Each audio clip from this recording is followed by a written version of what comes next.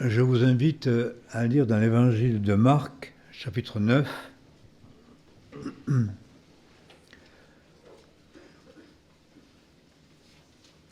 Nous allons lire à partir du verset 33 au verset 37.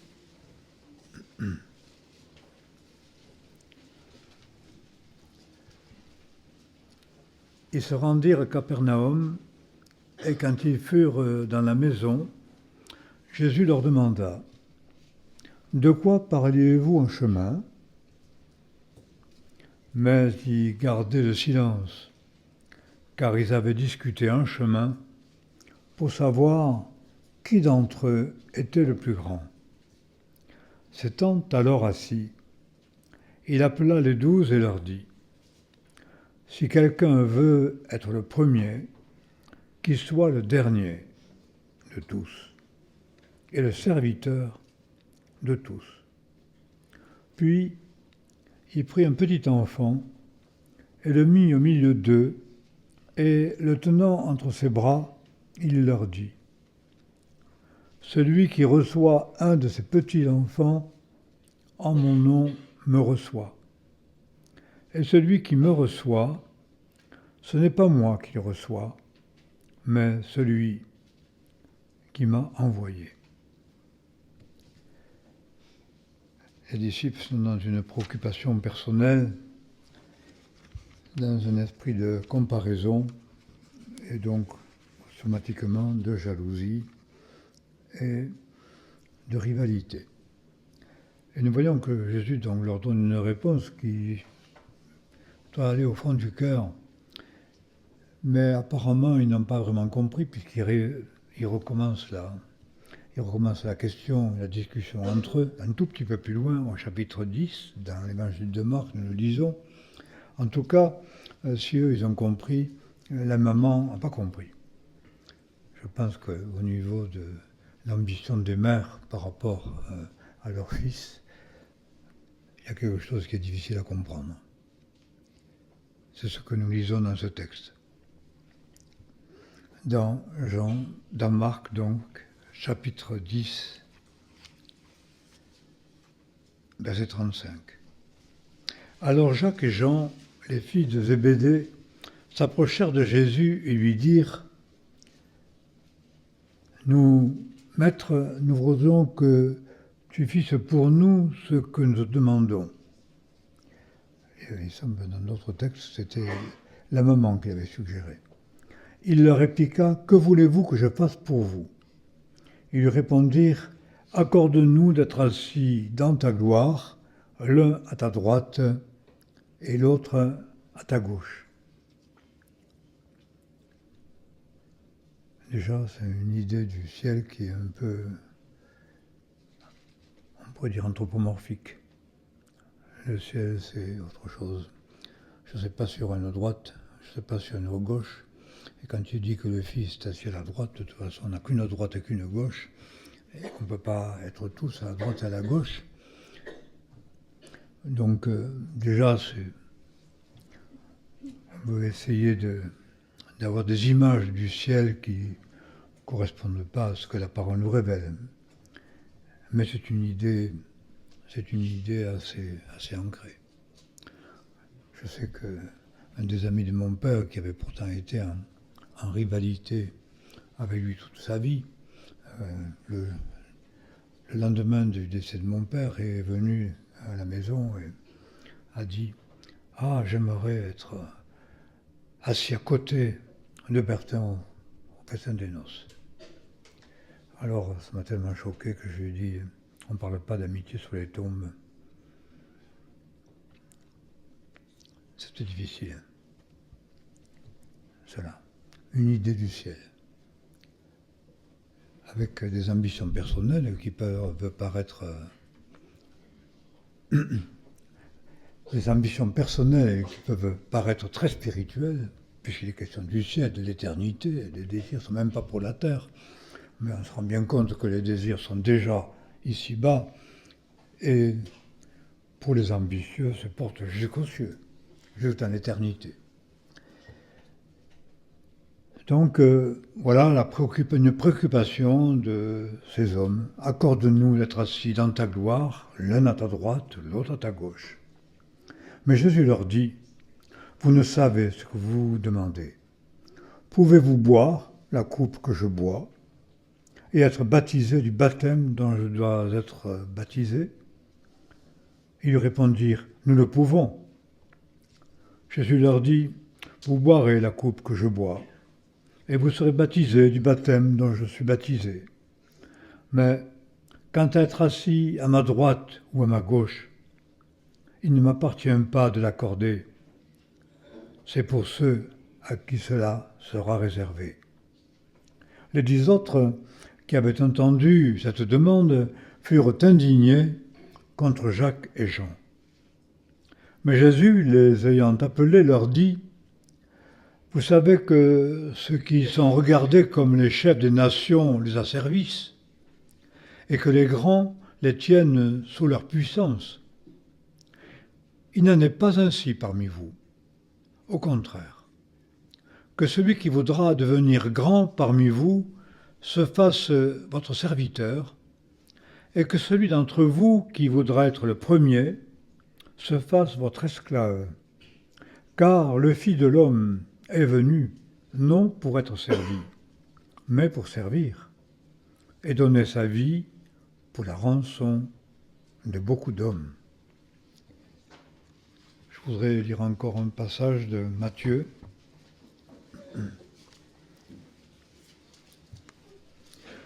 Passage parallèle, Matthieu 18.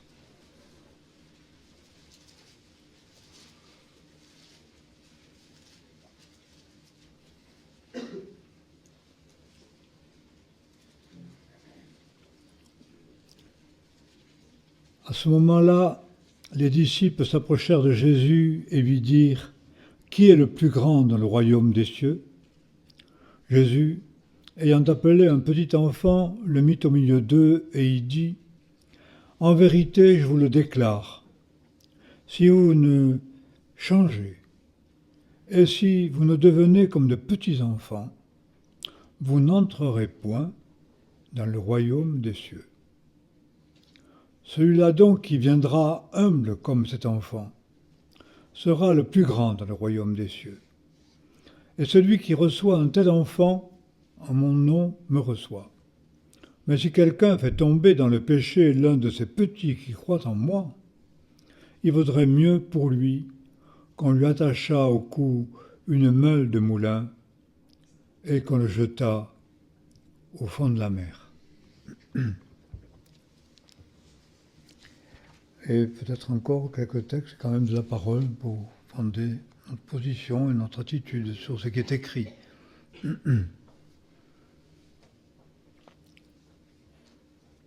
Dans l'Épître aux Corinthiens,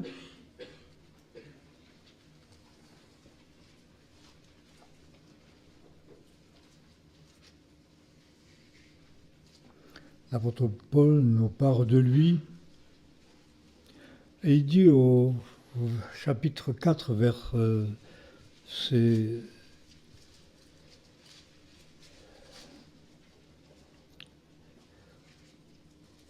8. 1 Corinthiens 4, verset 8. Déjà vous êtes rassasiés, déjà vous êtes enrichis. Sans nous, vous vous êtes mis à régner. Ne régnez-vous pas en effet afin que nous aussi nous régnions avec vous? Car Dieu nous a exposés, semble-t-il, nous les apôtres, comme les derniers des hommes comme les condamnés à mort, nous donnant un spectacle au monde, aux anges, aux hommes. Nous sommes fous à cause du Christ, vous êtes sages en Christ. Nous sommes faibles, vous êtes forts. Vous êtes aux honneurs, nous sommes méprisés. Jusqu'à cette heure, nous souffrons et la faim et la soif. Nous sommes nus, on nous frappe au visage, nous sommes errants çà et là, nous nous fatiguons à travailler de nos propres mains, injuriés, nous bénissons, persécutés, nous supportons, calomniés, nous exhortons. nous sommes jusqu'à ce jour comme les balayures du monde et le rebut de tous les hommes. C'est une idée de l'apostolat et une idée du ministère qui ne semble pas aller dans le sens, je dirais, de la mode et de notre recherche naturelle. Nous qui, en général, cherchons à fermer notre justice et qui avons tellement peur d'être roulés dans la farine et d'être des perdants ou des losers, comme on dit aujourd'hui. Je voudrais juste lire quelques passages, encore un passage dans 1 Corinthiens 6.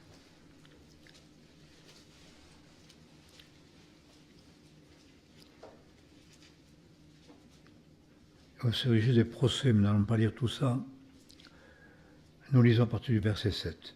Certes, c'est déjà de votre part une faute que d'avoir des procès entre vous. Pourquoi n'endurez-vous pas plutôt une injustice ? Pourquoi ne vous laissez-vous pas plutôt dépouiller ? Mais c'est vous qui pratiquez l'injustice, et c'est vous qui dépouillez, et c'est envers des frères que vous agissez de la sorte. Ne savez-vous pas que les injustes n'hériteront pas le royaume de Dieu ? Je voudrais que nous puissions lire encore dans l'Épître aux Galates, chapitre 5, verset 13.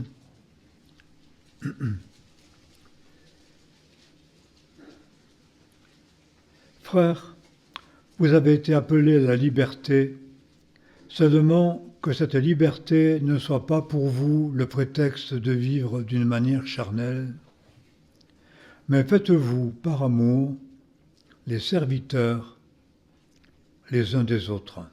Toute la loi se résume à cette parole, tu aimeras ton prochain comme toi-même. Par amour, faites-vous serviteurs les uns des autres. Et pour terminer, nous pourrions lire encore d'autres textes, mais nous arrêterons là pour la lecture. Philippiens, chapitre 2. Je parle assez fort. J'ai la voix qui ne sort pas. Philippiens, chapitre 2.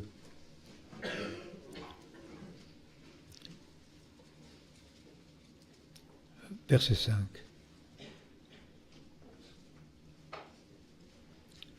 Peut-être pourrait-on lire à partir du verset 2. C'est très exhortant, tous ces textes.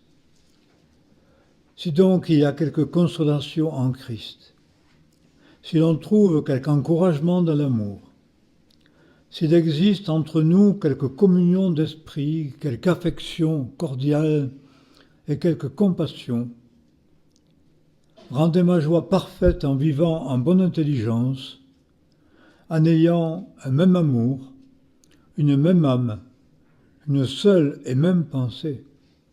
Ne faites rien par esprit de contestation ni par vaine de gloire. Notre version dit par rivalité ou par vaine gloire. Mais considérez les autres par humilité comme supérieurs à vous-même. Que chacun de vous, au lieu de regarder qu'à son intérêt, regarde aussi à celui des autres.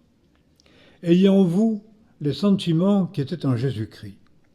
Lui qui étant en forme de Dieu, n'a pas voulu se prévaloir de son égalité avec Dieu, mais s'est anéanti lui-même, prenant la forme d'un serviteur et devenant semblable aux hommes.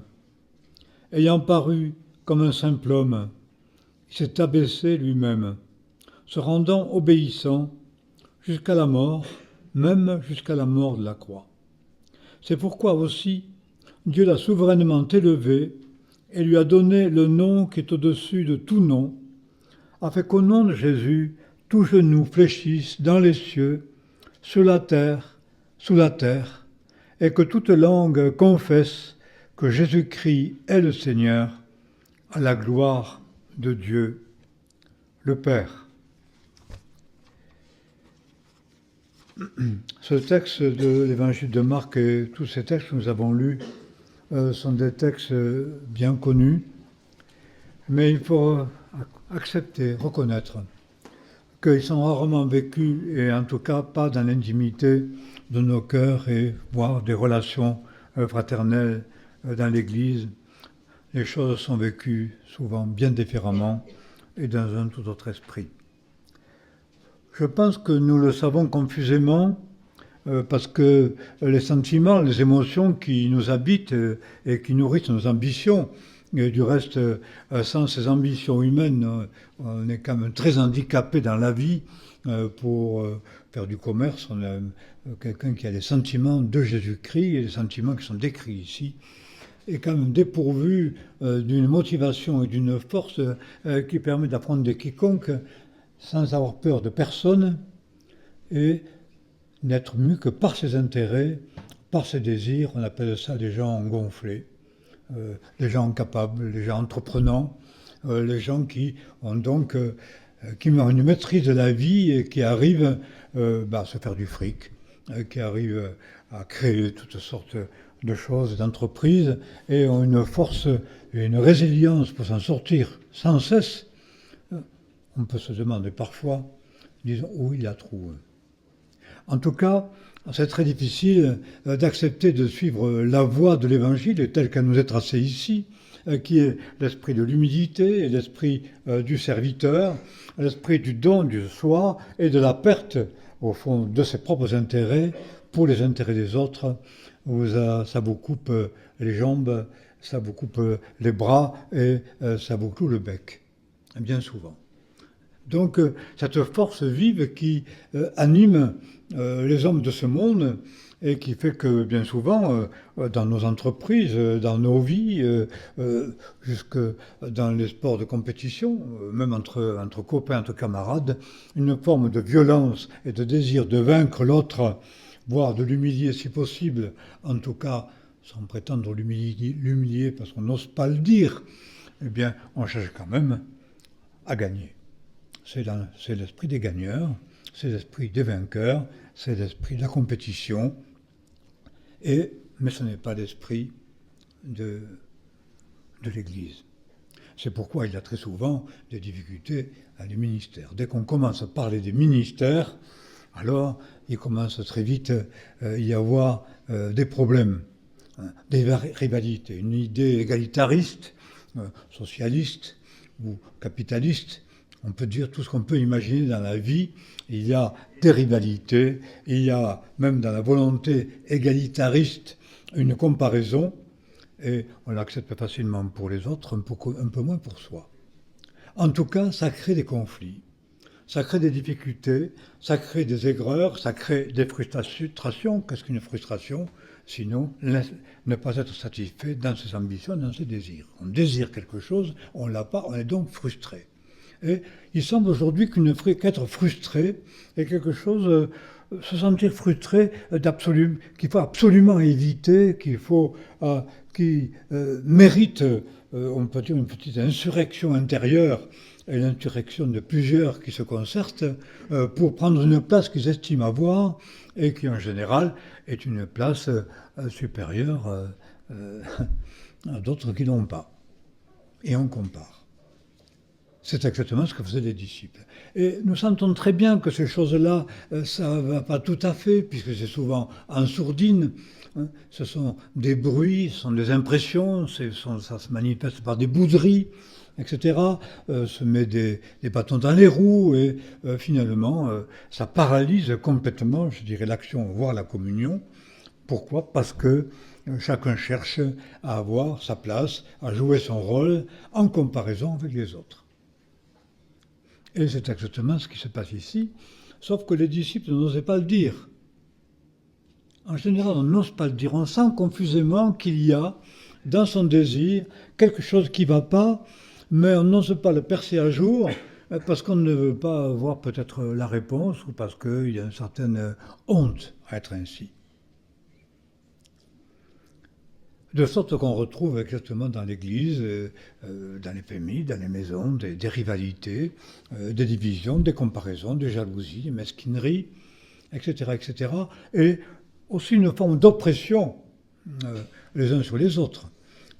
une faiblesse non acceptée, quelqu'un qui se sent faible, qui est donc complexé, va exercer aussi une oppression sur les autres qui seront tenus de le délivrer forcément de son complexe pour le mettre en valeur, sans quoi il va y avoir un gros problème, de grosses rivalités, et ça va éveiller des divisions dans l'Église très vite, dans les familles, au sein de la famille, dans une famille par rapport à l'autre, etc., etc.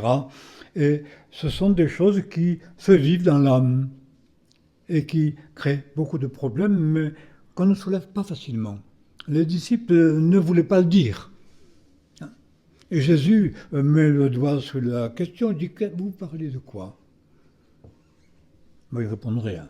Alors Jésus va les prendre les devants parce qu'il n'a pas besoin qu'on instruise ce qui se passe dans le cœur de l'homme.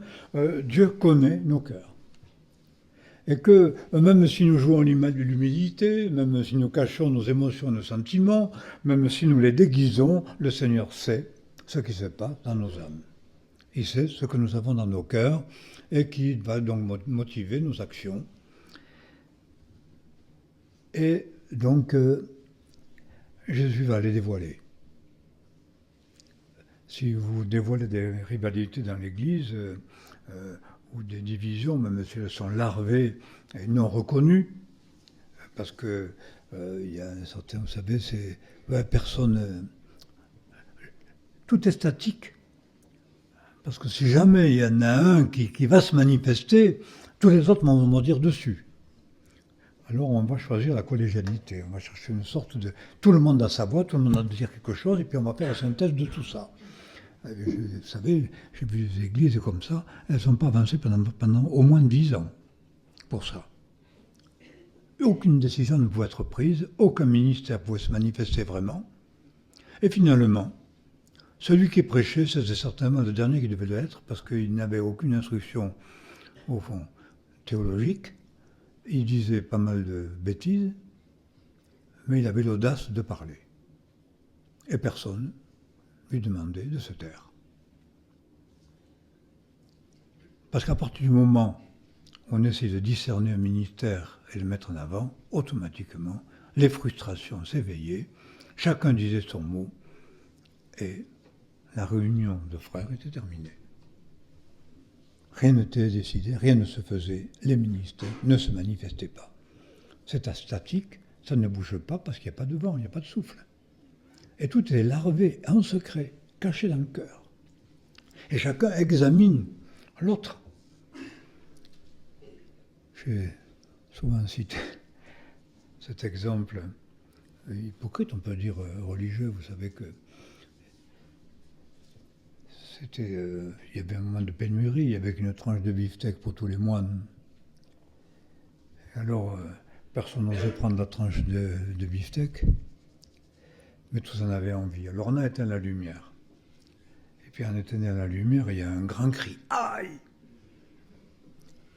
Et c'était un qui avait mis la main dans le plat, et tous les autres avaient piqué la fourchette dans la main. C'est une blague. Mais ça révèle quand même bien souvent ce qui se passe dans les confréries religieuses. Personne n'ose prendre le beefsteak, mais chacun le convoite. Et quand on ne voit pas, dans le silence, dans le secret, eh bien on va prendre son morceau. On va vouloir emporter le morceau. Donc on va manœuvrer en secret. En relation avec quoi? En relation avec ses désirs.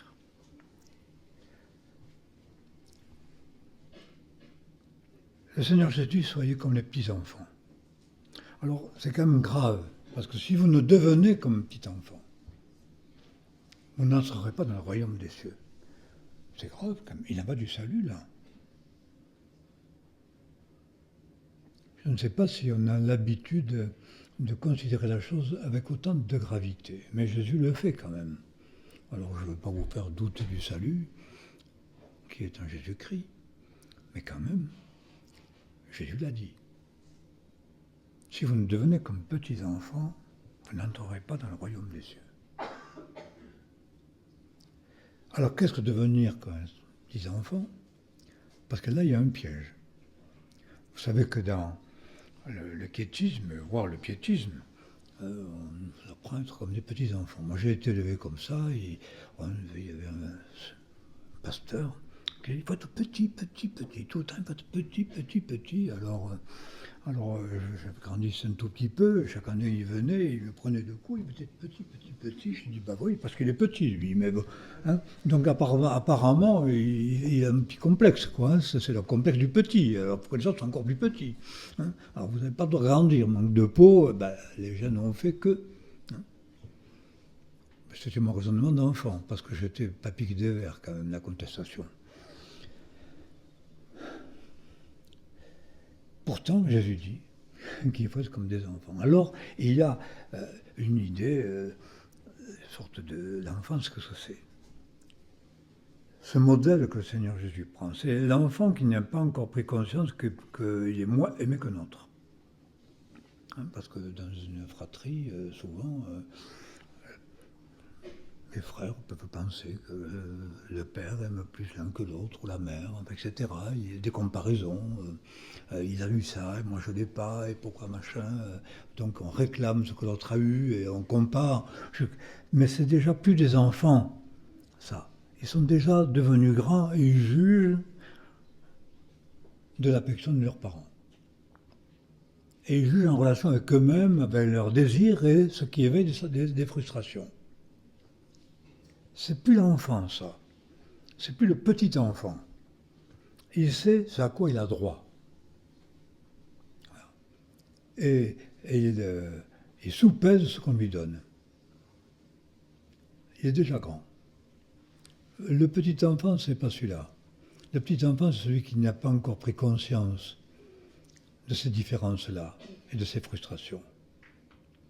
Frustrations, du reste, que vous pouvez encore avoir à 90 ans. On entend des choses comme ça. Hein. Souffrir à 90 ans d'avoir moins été aimé par son père ou sa mère et ne pas l'avoir pardonné. On n'a jamais été, ou on n'est pas redevenu comme des petits enfants. On est resté sur les jugements adultes des grands, mais pas de l'enfant. Alors certes, vous allez dire, mais il ne s'agit pas de devenir des bébés, comme dans le quiétisme catholique, j'ai du goût pour l'enfance, hein, vous connaissez cette phrase qui résume un petit peu leur position, j'ai du goût pour l'enfance, de moche et content, la faiblesse, l'offéisance, on fait de moi un petit enfant. C'était la religion de Madame Maintenon, qui était quand même la maîtresse de Louis XIV, et qui avait joué des coudes pour être le plus près de lui dans une situation adultère. Mais elle était quand même quiétiste, et elle pouvait avoir des prières d'une très grande humilité. Ça, c'est religieux. Donc il ne s'agit pas, et même la Bible dit que quand je suis devenu grand, j'ai laissé ce qui est de l'enfant. Donc il ne s'agit pas de ça. De vouloir rester des bébés, de résister à l'âge adulte et à la maturité. Il dit pour certaines choses, il faut être des enfants, et pour d'autres, il faut être des adultes. Donc il ne s'agit pas de rester petit enfant, mais devenir simple comme un petit enfant, de manière à recevoir la parole de Dieu dans cette simplicité, et non pas en ajoutant toutes sortes de réflexions qui se superposent, liées à notre connaissance des choses, notre connaissance du cœur humain, à notre expérience, à notre vécu. L'enfant n'a pas encore de vécu. Et il va recevoir ce que les parents lui enseignent en toute simplicité. Ça reste pas longtemps, cela. L'enfant devient très vite quelqu'un qui réfléchit, qui soupèse et qui juge. Et quand le Seigneur parle de ça, c'est recevoir ce que le Seigneur dit dans la simplicité sans contestation. Sans contestation de l'adulte, de celui qui sait, de celui qui veut, de celui qui en juge, de celui qui compare et celui qui regarde aux autres. Voilà. Il faut devenir comme petit enfant parce que sans quoi il y a toujours des obstacles, parce que nous ajoutons une multitude de raisonnements à ce que le Seigneur dit. Voilà l'exemple qui est placé devant nous quand nos raisonnements nous élèvent les uns contre les autres, les uns par rapport aux autres, et nous invitent à la comparaison, qui est le plus grand. Et pourquoi lui et pas moi? C'est-à-dire la jalousie. C'est la pensée inverse du Christ. Il n'a pas cherché ce qui lui plaisait, et même il a accepté que les outrages de ceux qui outragent Dieu tombent sur lui. Il s'est dépouillé lui-même, il s'est humilié lui-même, il s'est rendu quoi? Serviteur. En général, dans le monde religieux, on appelle les pasteurs serviteurs. Sauf que ce sont les patrons. Et que c'est eux qu'il faut servir, et si on ne les sert pas, ils ne sont pas contents.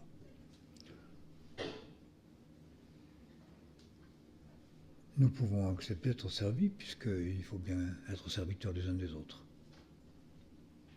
Mais celui qui est servi doit lui-même être un serviteur.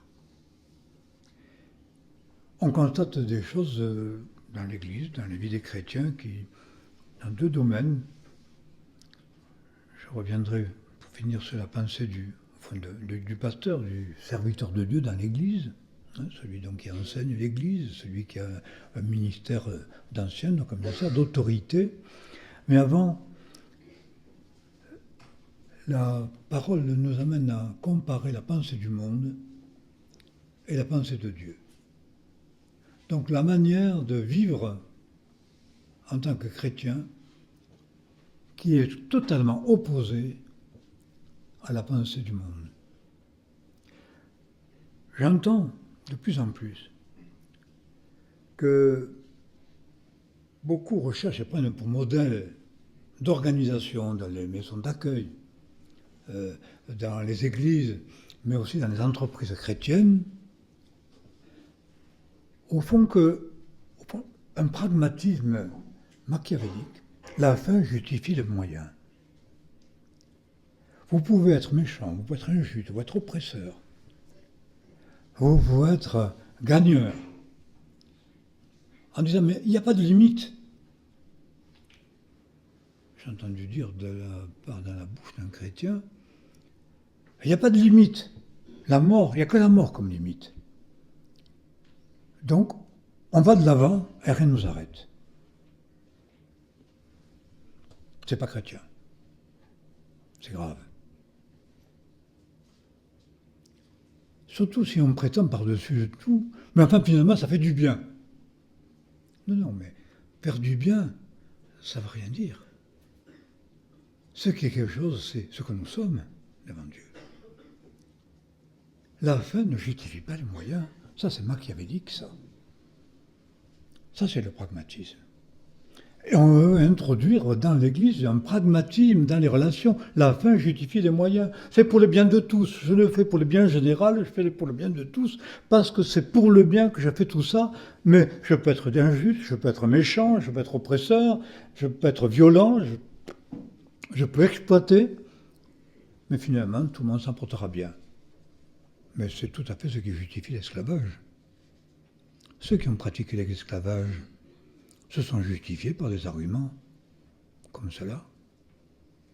Les colons qui vont dans les pays d'Afrique ou les pays pauvres, ils veulent agir pour le bien de l'Afrique. Et j'ai vu des gens missionnaires agir pour le bien des Africains. Mais après l'expérience, dire de toute façon, les Africains, c'est même pas là. Vous les aidez, et ils resteront quand même les mêmes de toute façon, et tout ce qu'on leur a appris est perdu. On leur a imposé une civilisation, mais on ne leur a pas appris à aimer le Seigneur et à s'aimer les uns les autres. On n'a pas appris à les aimer. Le résultat, c'est qu'on les aime moins et qu'on les méprise. Parce que pour le bien commun, l'idée du bien commun, on peut être amené à mépriser son prochain. Donc mépriser son prochain, c'est se mettre au-dessus de lui et mépriser ce qu'il est, dans sa faiblesse. Et ce n'est pas l'esprit de l'Église. C'est pragmatique. Je veux travailler pour son bien, je sais. C'est l'Occident qui sait ce qui est bien, la manière de bien gérer les choses, et de bien travailler la terre.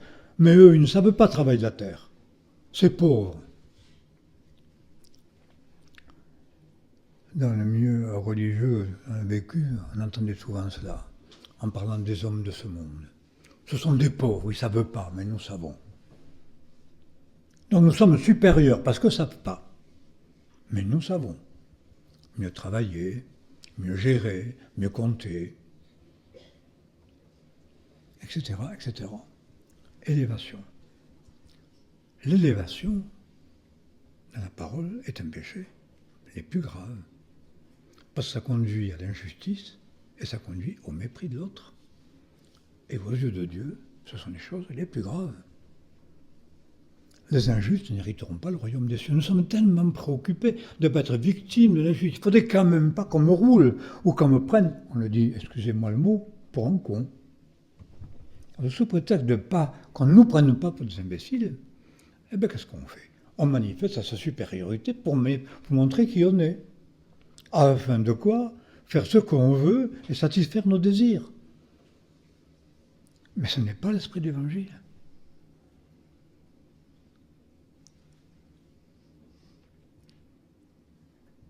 J'ai rencontré quelqu'un qui disait comme ça, rien ne nous arrête, on fait ce qui est bien. Je dis, oui, mais enfin, on fait ce qui est bien pour l'entreprise. Parce que de toute façon, c'est pour le bien de tous les employés, parce que ça assure la pérennité de l'entreprise, vous comprenez? Donc finalement, ils en seront au bénéfice. Sauf qu'en attendant, ils vont souffrir. Et quand on introduit ça dans l'Église, eh bien, on fait souffrir ses coéquipiers, parce qu'on les méprise. Et on estime travailler pour le bien. Ça, c'est le bien au niveau humain. Mais ce n'est pas le bien de Dieu. Parce que faire pour le bien de l'autre, en l'opprimant et le faisant souffrir, en m'élevant au-dessus et en exerçant une autorité violente et injuste, même si je le justifie en disant que ça sera pour son bien, en attendant, je pratique le mal envers mon prochain et ça peut être envers le frère. Et ça offense Dieu. Sauf qu'aujourd'hui, on copie la gestion de l'Église, la gestion des œuvres, sur les principes humains.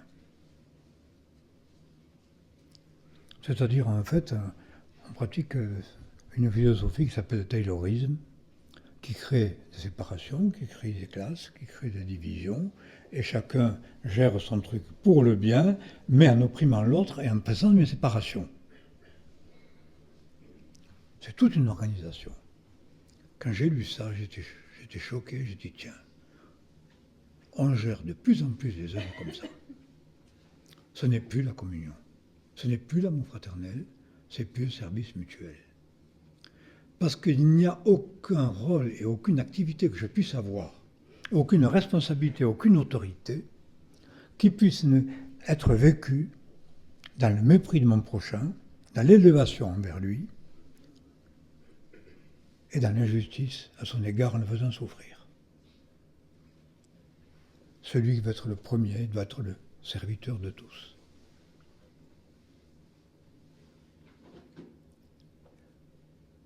C'est-à-dire, il va accepter que l'autre lui dise ce qu'il doit faire. Il y a beaucoup de gens qui ont beaucoup d'idées. Mais si vous leur dites, fais cela, ou les frères, nous avons décidé de faire ça, ils ne vont pas le faire. Il ne faut quand même pas qu'ils me prennent pour la boniche. Alors je dirige l'Église, je vais être entre le pasteur, et je confonds le fait d'être pasteur de l'Église avec directeur de l'Église, ou patron de l'Église, en exigeant qu'on fasse ce que je veux. Parce que je suis le pasteur. Et je manage l'Église. C'est un management, mais ce n'est pas la vie d'un pasteur. La vie d'un pasteur, c'est être serviteur de chacun. Se rendre serviteur de tous. Je connais quelqu'un qui ne comprend même pas ça. Il dit, mais je fais ce qu'on me demande. Je fais ce qui est bien pour toute l'Église. Le sait-il, ce qui est bien pour toute l'Église? Il dirige l'Église et tout le monde souffre et il ne voit même pas qu'il fait souffrir. On ne voit pas qu'on fait souffrir.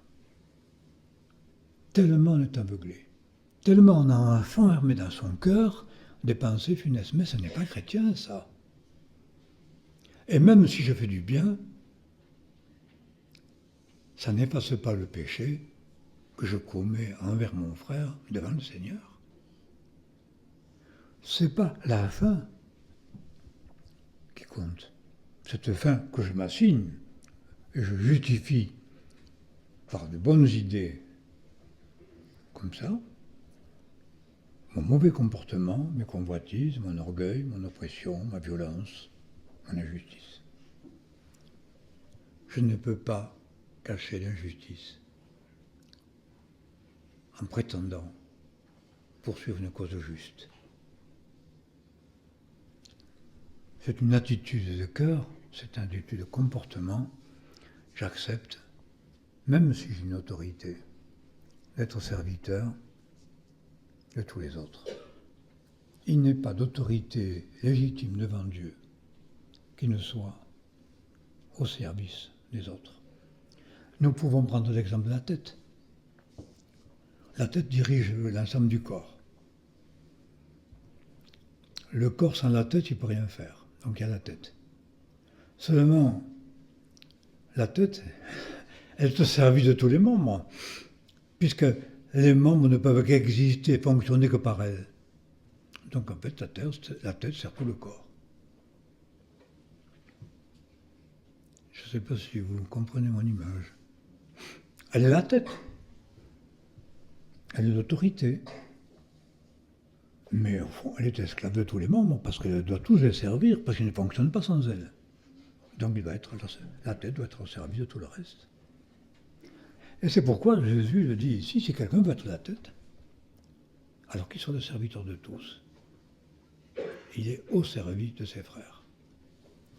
Et c'est appelé dans la Bible comme l'esclavage, une appartenance, un don de soi. Se départir de soi-même par amour pour les autres, par amour pour les frères, par amour pour l'Église, par amour pour le corps. Esclave de tous. Et nous rendons compte là que il faut vraiment devenir un enfant pour ça. Parce que tout en nous s'oppose à ça. Et tous nos raisonnements aussi. Et nous pouvons justifier de tant de manières, au fond, nos mauvais comportements. Parce qu'au lieu d'être esclaves des autres, nous les rendons esclaves de nos jugements, de nos comparaisons, de notre système de pensée, de nos principes, qui sont des principes humains. Ce n'est pas une vision égalitariste, c'est que chacun apprend à se considérer comme étant au service de son frère. Et il va le vivre ainsi. Même l'autorité qu'il peut exercer. Nous voyons d'ailleurs dans la parole très clairement que quand il est question de dire, c'est dans Éphésiens, aux femmes soyez soumises aux maris, etc., aux jeunes soyez soumis aux anciens, c'est précédé d'abord par cet aphorisme, ce verset, soumettez-vous les uns aux autres dans la crainte du Christ.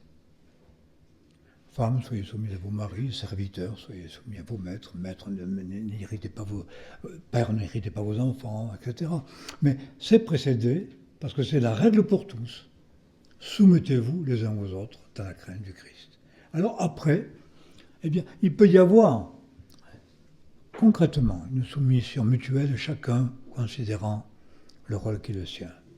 Les jeunes par rapport aux anciens, etc., etc. Mais dans un esprit de soumission mutuelle toujours.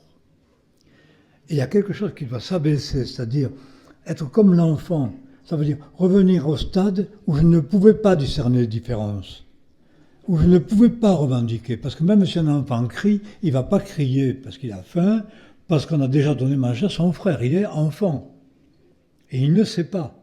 Il ne le considère pas. Il y a quelque chose, il y a un abaissement de nos raisonnements et dans notre pensée, dans notre propre cœur, quelque chose qui doit s'humilier sous cette puissante main de Dieu, afin qu'il puisse nous élever au temps convenable. Mais cette réalité-là, il faut beaucoup d'épreuves, je crois, pour la comprendre. S'humilier, s'abaisser, accepter un chemin d'obéissance, redevenir comme un enfant. Pour pouvoir être conduit, on peut dire, par le Seigneur, dans son royaume. C'est plus pour satisfaire une ambition, satisfaire un désir, une volonté d'être, de justifier son existence par ses fruits, par son travail, mettant un nom, un mot, des photos, des images sur ce que nous faisons pour le montrer. C'est une vie complètement différente. C'est pourquoi, c'est bien le mot, si vous ne vous convertissez pour être comme des petits-enfants. Parce que la conversion, c'est ça. C'est accepter cet abaissement-là, accepter cette humiliation-là, afin que Dieu fasse par nous ce qu'il voudra. Et l'exemple, c'est le Seigneur Jésus. Ayez en vous les sentiments, c'est jusque dans l'intérieur de son âme, comprenez ? Faisant taire ou confessant ou nous humiliant de tout ce qui, en nous-mêmes, nous pousse sans cesse à grandir, à grossir, à dominer, à satisfaire nos ambitions, satisfaire nos désirs. Et chacun a des désirs différents. Il y a des gens, vous savez, ils ont essayé d'être des chefs d'armée ou des chefs de pays, parce que leur passion c'était l'argent, leur passion pouvait être le pouvoir, parce que le pouvoir est une passion qui anime souvent les chefs. J'écoutais la vie d'Alexandre par, je ne sais plus quel philosophe ancien a écrit la vie d'Alexandre le Grand. Et Alexandre le Grand, il n'aimait pas les femmes, pas tellement, c'est pas l'érotisme qui le menait, il n'aimait pas l'argent, il n'aimait pas non plus le pouvoir, il aimait la gloire. Il aimait la gloire. C'est tout. Mais c'était sa passion. Donc qu'est-ce que nous aimons ? Qui n'est plus de l'enfant, mais que nous avons cultivé pour être nous. Parce que la conversion, c'est accepter ça. Ou alors je ne comprends pas l'Évangile. Et ce que le Seigneur Jésus dit. Et ça, je ne sais pas si nous l'envisageons vraiment. C'est ça, se convertir. Redevenir comme un enfant. Si vous ne vous convertissez, devenez comme petits enfants, vous n'entrez pas dans le royaume des cieux. C'est étrange, cette parole de Jésus. Je ne veux quand même pas la trahir. Donc, comment pouvoir alors justifier chrétiennement une volonté de puissance, une volonté de pouvoir, ce qui se fait par jalousie, par rivalité, par comparaison, ce qui fait par ambition, ce qui fait par convoitise, ce qui est fait par amour pourquoi ? Pour l'argent, pour la richesse, ces choses au fond naturelles à la chair, c'est de cela qu'il faut se convertir. C'est pas seulement un pas avec le Seigneur. Se convertir, c'est changer de mentalité du fond du cœur pour pouvoir alors être serviteur de Dieu, c'est-à-dire serviteur de Dieu, c'est servir ses frères. C'est pas obtenir d'eux la gloire et une reconnaissance flattant notre orgueil. Cette humiliation, nous l'acceptons très difficilement et nous nous justifions par toutes sortes de pensées humaines et charnelles qui fait que l'œuvre ne se fait pas et que ce souffle de l'esprit, pour que nous portions du fruit, est tout arrêté par un autre souffle, c'est-à-dire notre respiration charnelle, nos aspirations charnelles.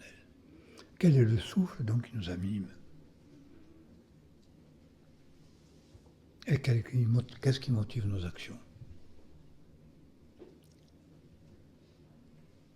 Cessons donc de se justifier, acceptant, il me semble bibliquement, que nos ailes soient coupées, de sorte que ce qui se fera par nous, nous pourrons dire, c'est le Seigneur qui l'a fait, mais c'est pas moi qui l'ai voulu.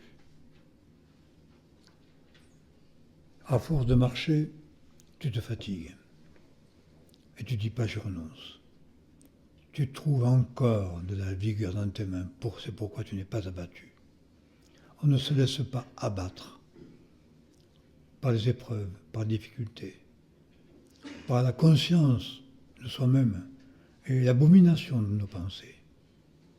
Être abattu, avoir le cœur courbé, avoir le cœur brisé. Dieu est auprès de celui qui a le cœur brisé, et c'est lui qui le relève. Ce n'est pas à nous de nous relever, c'est lui qui nous relève. Ce n'est pas à nous qui devons nous fortifier en nous-mêmes par toutes sortes de procédés, parce qu'aujourd'hui, je vous assure, vous avez par Internet toutes sortes de sites plus ou moins inspirés d'occultisme et de principes humains qui vont vous permettre de faire des exploits et d'être supérieur aux autres et de vous élever. Il y a toutes sortes de techniques pour ça. Et nous pouvons l'apprendre dans l'intimité de notre chambre. Qu'est-ce qui inspire ces sites? Ça peut être l'image corporelle, très fort aujourd'hui. Une idée de la vie qui conduit à la mort, parce que la voie de ces choses, c'est la mort.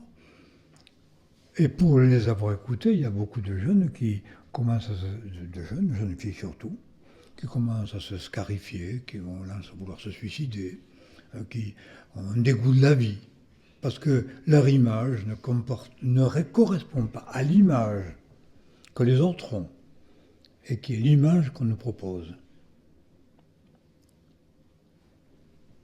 Et on suit tout ça, c'est la pensée du monde. Et Jésus dit justement, les grands de ce monde dominent et oppriment. Qu'il n'en soit pas de même parmi vous. C'est pourquoi nos entreprises, nos commerces, nos maisons, nos équipes, notre travail ne peuvent en aucun cas être inspirés par cette pensée du monde et par les principes du monde qu'on apprend.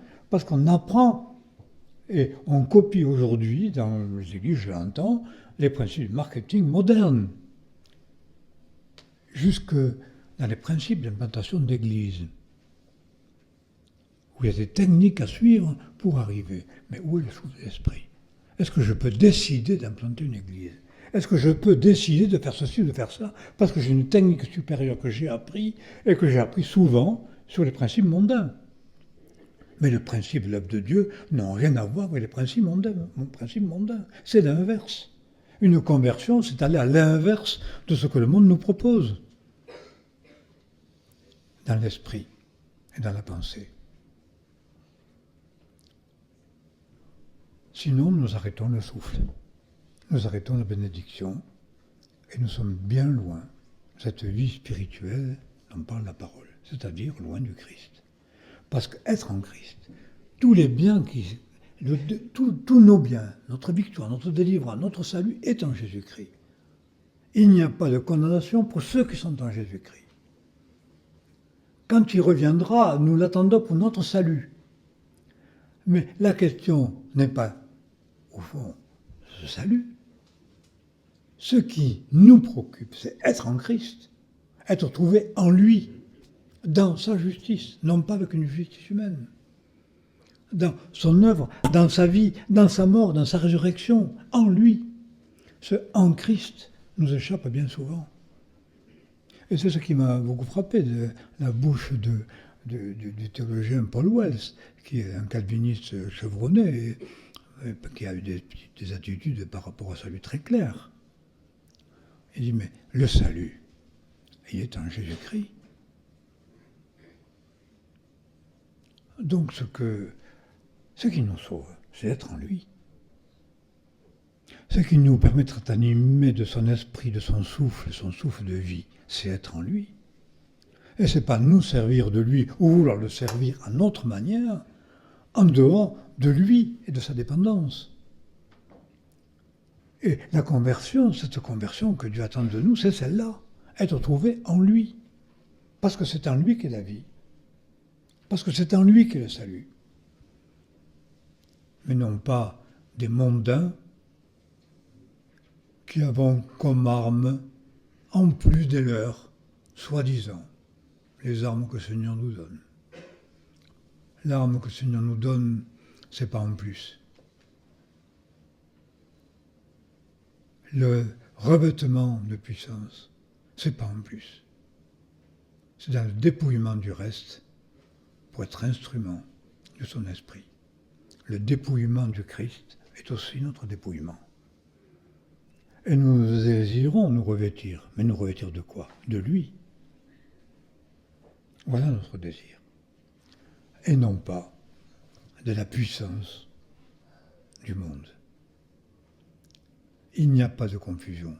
Ce qui est de la chair est chair, ce qui est de l'esprit est esprit. Alors ce n'est pas ces choses de la chair que nous utilisons et que nous disons être pour la gloire de Dieu, quand peut-être ce n'est pas du tout pour la gloire de Dieu, parce que c'était pour la nôtre.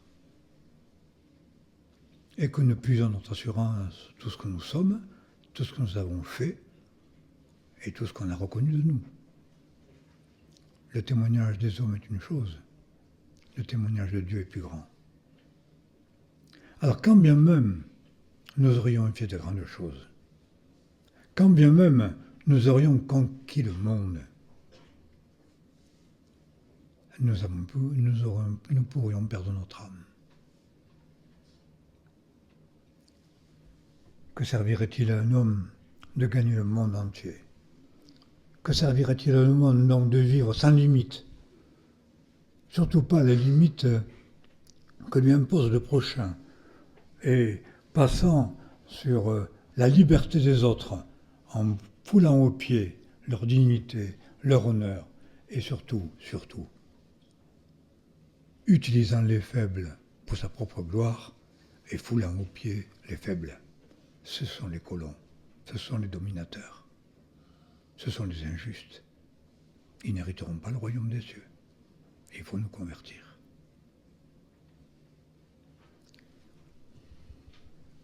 Il me semble que la parole est incontournable à ce sujet.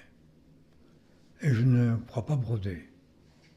Et ça ne va dans le sens d'aucun homme, et ça ne va pas non plus dans mon sens, au niveau humain. C'est contraire à l'homme. C'est contraire à moi. Mais c'est la voie du Christ. Et c'est celle qui sera devant nous, qui est la vie du véritable enfant de Dieu. C'est pourquoi l'apôtre Paul disait aux Corinthiens qui étaient très élevés, parce qu'à Corinthe, c'était la ville des sages, et une ville de gloire. Il dit, mais vous régnez, mais sans nous, parce que nous sommes le rebut des hommes. Aujourd'hui, l'ambition des chrétiens, c'est pas d'être le rebut des hommes, c'est de montrer qu'ils sont supérieurs aux autres,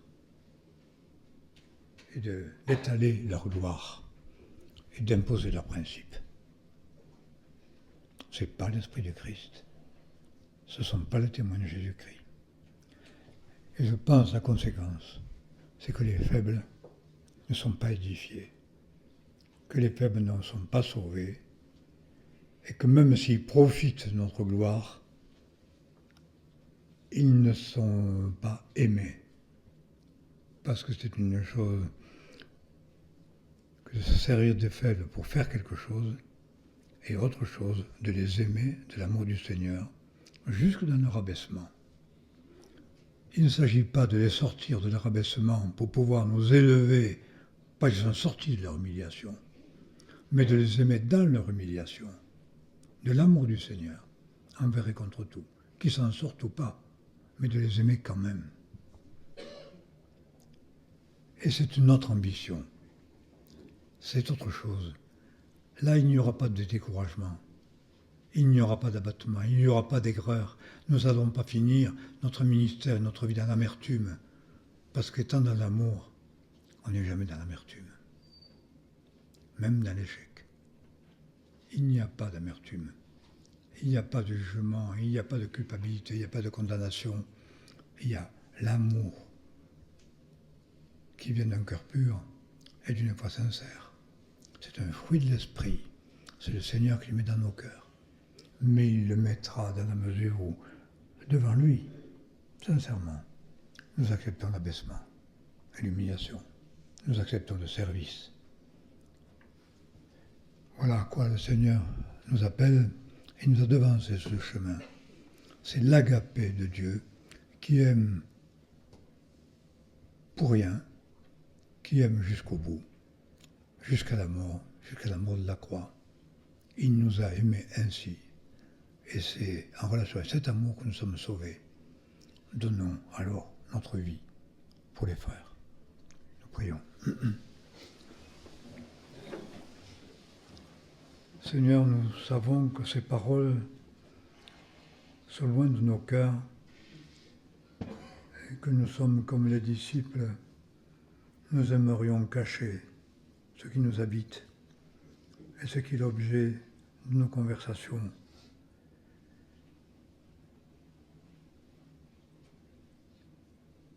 C'est pourquoi, Seigneur, nous voulons accepter que tu nous dévoiles, que tu nous découvres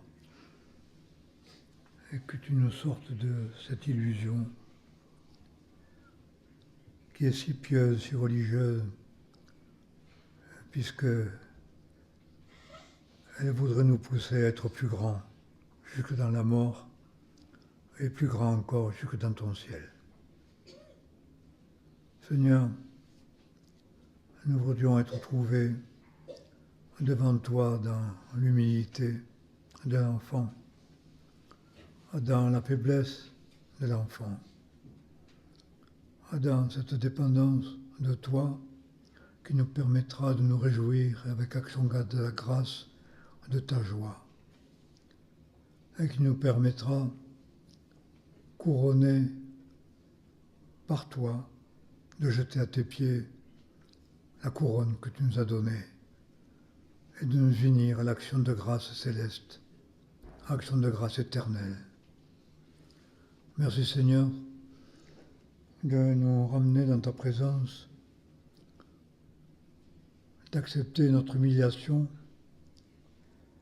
et de nous conduire dans ton obéissance. Donne-nous la grâce de nous aimer au point d'être esclaves les uns des autres, serviteurs des uns des autres, dans l'amour pour le plus faible, en les servant. Merci Seigneur de vouloir nous conduire sur ta voie et de verser en nos cœurs ton esprit, afin que nos œuvres te louent, que nos œuvres te glorifient, et que les humbles parmi les humains trouvent la joie. Nous te remercions de faire cela pour ta gloire, jusque dans ton ciel. Amen.